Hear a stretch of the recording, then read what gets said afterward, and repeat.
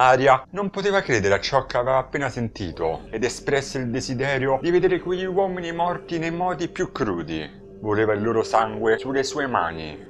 Nel frattempo, l'anziana signora continuava a dire che non c'era più tempo, dovevano sbrigarsi. Se fossero andati con lei, non avrebbero corso nessun pericolo. Ma i ragazzi non si fecero convincere dalle parole della donna, presero Arya dalle braccia e cominciarono a trascinarla per andare via da quella pericolosa città. L'amica si dimenò, dicendo che dovevano aiutarla, non potevano lasciarla lì in quelle condizioni. «Guardati intorno, vedi qualcuno che sta bene?» rispose rabbioso Steven. «Andiamocene finché siamo in tempo. Di sicuro non possiamo aiutarli se neanche noi riusciamo a salvarci la pelle». «Ma lasciala lì a marcire insieme alla vecchia. Magari quei diavoli cattureranno anche lei. Non è più una bambina, deve essere libera di sbagliare con la sua testa». In quel momento Steven prese Alex per gli stracci che costituivano i suoi vestiti con il desiderio di ridurlo nelle stesse condizioni dello sciacallo che giaceva a terra. Arya si infilò immediatamente in mezzo cercando di calmare gli animi. Gli disse che capiva come si sentivano. Anche lei era spaventata da quella situazione, ma seguire la donna era l'unico modo per capire cosa stava succedendo in quella città. Non poteva essere semplicemente il sole a causare quel disagio. C'era sicuramente qualcos'altro sotto, che non poteva essere semplicemente spiegato con la ragione. Alex le rispose che invece una spiegazione c'era. Poteva essere tutta colpa di un'arma chimico-batteriologica. Forse si trovavano in mezzo a una guerra e loro, poveri scemi, c'erano finiti dentro con tutte le scarpe. Un altro pensiero fece rabbrividire il giovane. Forse anche la loro città natia era toccata la stessa sorte e loro si erano salvati solo grazie alle assurde idee dell'amica. È un motivo in più per seguire questa povera signora. Secondo me è questo quello che dovremmo fare adesso e non scappare come conigli,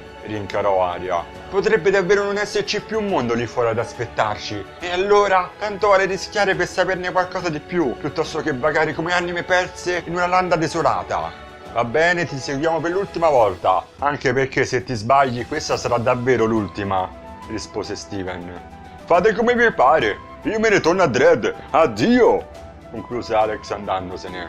Arya cercò di chiamarlo, di farlo tornare indietro, ma ormai il giovane aveva preso la sua scelta. Quindi presero l'anziana signora e si avviarono verso il tempio. Arrivati ai piedi dell'edificio, l'anziana, con le sue ultime forze, gli indicò una strada. Seguendo le indicazioni della signora, arrivarono davanti a una casa che si trovava in un vicolo lì vicino. La porta era aperta e l'anziana gli fece il gesto di entrare e di scendere le scale arrivando così in una cantina. Arrivati lì, la donna gli disse prima di chiudere la porta e passato qualche minuto gli disse di riaprirla. Le scale che si ritrovarono davanti erano completamente diverse da quelle che avevano appena percorso. I ragazzi non potevano credere ai loro occhi. I gradini davanti a loro erano tutti rovinati e sembrava fossero lì da secoli. Le pareti erano piene di rampicanti e l'odore di muffa pervadeva l'aria. Era qualcosa di insopportabile, ma superata una certa altezza, gli scalini e le pareti lì attorno diventarono candide, quasi come se il palazzo fosse stato edificato da poco. «Siamo nel tempio!» gli informò la signora. «Che cosa?» domandò Arya incredula. «E come ci siamo arrivati?» L'anziana signora le disse che quelle mura nascondevano forze che neanche potevano immaginare. Il passaggio appena preso, nascosto tra le maglie della realtà, glielo aveva insegnato suo figlio. Ma non era ora di fermarsi. Non erano ancora fuori pericolo. Improvvisamente Arya e Steven cominciarono a sentirsi meglio. Tutte le loro forze, perse da quando avevano messo piede a Flo, stavano piano piano tornando. Non riesco a capire come abbia potuto picchiare quella persona con così tanta rabbia. Non so cosa mi sia successo. Ma non me ne potevo andare con Alex, sempre a dare retta alle tue stupidaggini. Cosa ho fatto di male?